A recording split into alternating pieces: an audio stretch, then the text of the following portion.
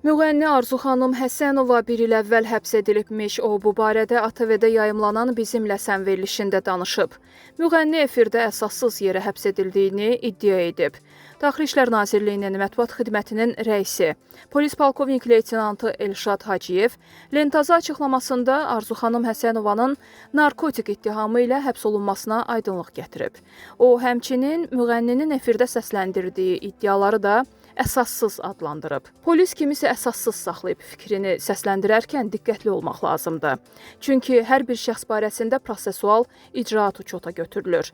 Orada haqqında danışılan xanım narkotiklərin istifadəsi ilə bağlı Xətai rayon polis idarəsində daxil olan əməliyyat məlumatı əsasında saxlanılıb.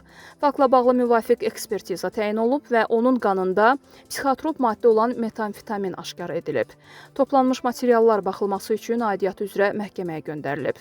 Məhkəmənin qərarı ilə İnzibati Xətalar Məcəlləsinin 206-cı maddəsinə əsasən Arzu xanım Həsənova barəsində 15 sutkalıq inzibati tənbih tədbiri onun ictimai mövqeyi və ailə vəziyyəti nəzərə alınmaqla 5 gün müddəti ilə əvəzlənib.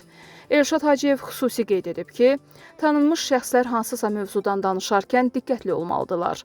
Polis əməkdaşları heç kimin sifarişini icra etmir. Müvafiq materiallar qanunvericiliklə toplanmış sənədlərdə, məhkəmə arxivlərində var və sənədlərdə təhqiqatı aparan şəxsin də imzası mövcuddur.